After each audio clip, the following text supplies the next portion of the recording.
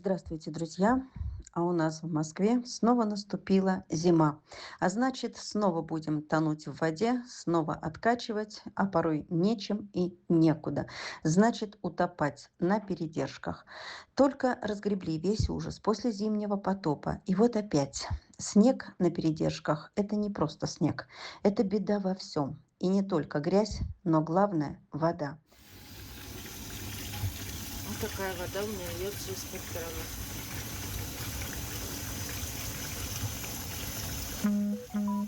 Мало того, что она черная, она невероятно вонючая.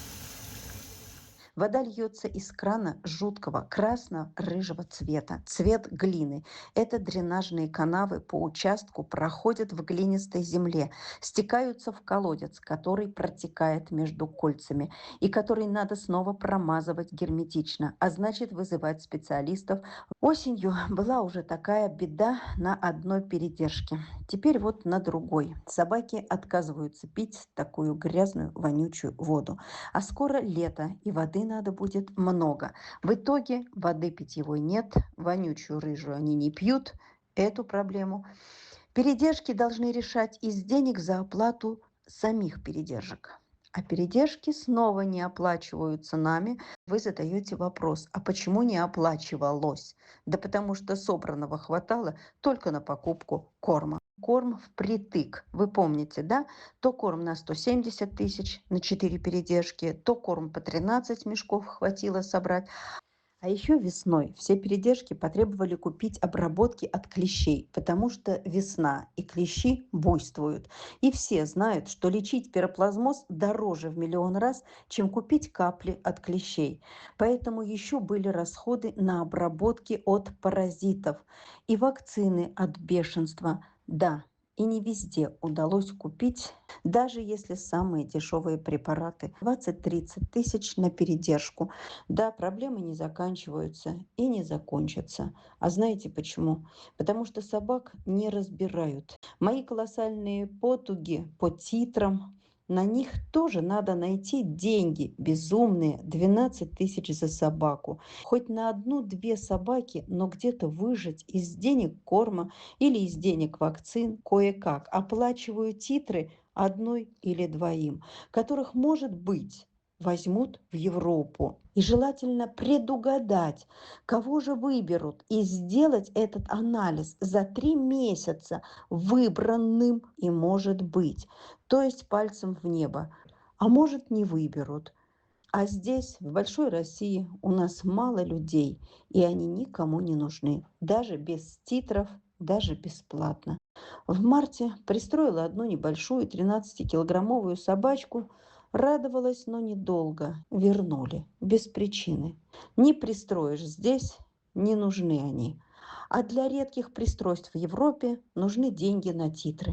Друзья, у нас опять заканчивается корм там, где мы покупали 2 недели назад на передержках. У нас остаются неоплаченные передержки, а значит не на что ремонтировать колодец, чтобы была чистая питьевая вода у собак. Поэтому я снова прошу вашей помощи и на корм снова, и на передержки опять, чтобы отремонтировать и колодец на эти деньги тоже. Сейчас чуть поменяем терапию. Да, ты молодец, потому что... А эта самая дырка там не зарубцевалась? Нет, еще что? Так, да быстро думаете, особенно фекальная микробиота, которая там... Да вы что? Мгм. Блин, как долго-то, а? Теперь по 2 собачулям, это Луне, у которой еще не погашен до конца долг и остается 50 тысяч в клинике, и по Дане лабрадорше, которую упорно лечим запущенную форму отита, ее сгнивших ушных перепонок. Каждые 2 недели мы приезжаем к дерматологу, чтобы отслеживать ход ее лечения, корректировать это лечение. Это не так просто и легко, и дорога дальняя, и лечение долго, и, конечно же, есть, да, результат, но хотелось бы лучше. Ушная перепонка Даны, которая была сгнившей, начала восстанавливаться. Это хорошо, но только на 1/3. Бак-посев показал устойчивость ко многим антибиотикам у нее, а значит, они не помогают. Теперь меняем срочно антибиотик и продолжаем лечение. Это по лабрадорше Дане. Так, мой зайчик, сейчас я как-нибудь постараюсь аккуратно за остаток. Так.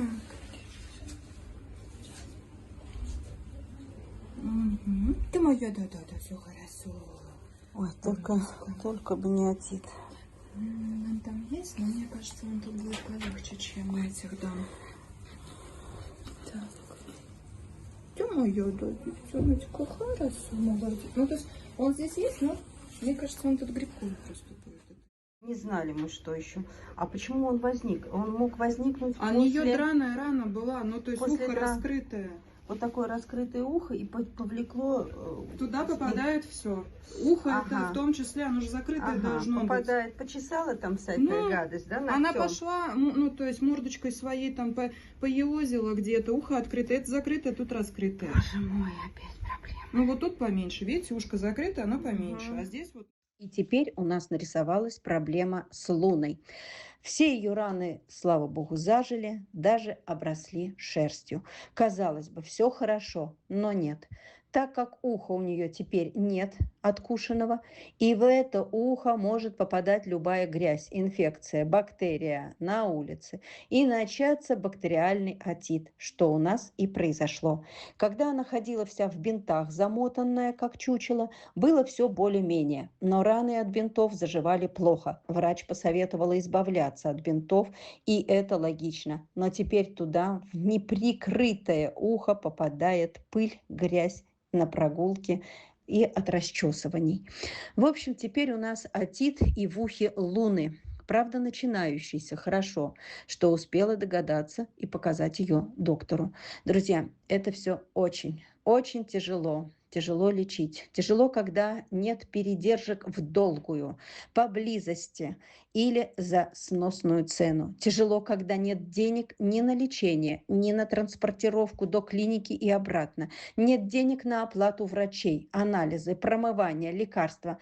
Да еще когда не успеешь долечить одну, уже добавляется другая собака. И их у нас не две, а других даже не успеваю рассказать. Просто лечим дерматиты, аллергии, смена корма на лечебный задорого. И это как между делом. Между всеми проблемами по титрам, по пиару, по нехватке корма и вакцинам.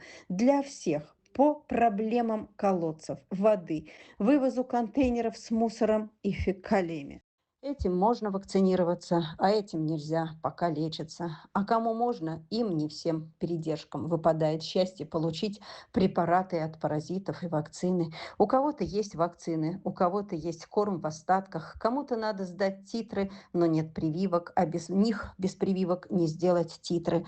Вы знаете, я не просто не справляюсь, я не знаю, как разорваться и справиться в решении этих проблем на имеющиеся в остатке копейках, которыми я не оплачу ни докторов, ни доставку вакцин, не оплачу передержки и корма, ремонт колодцев и чистой воды.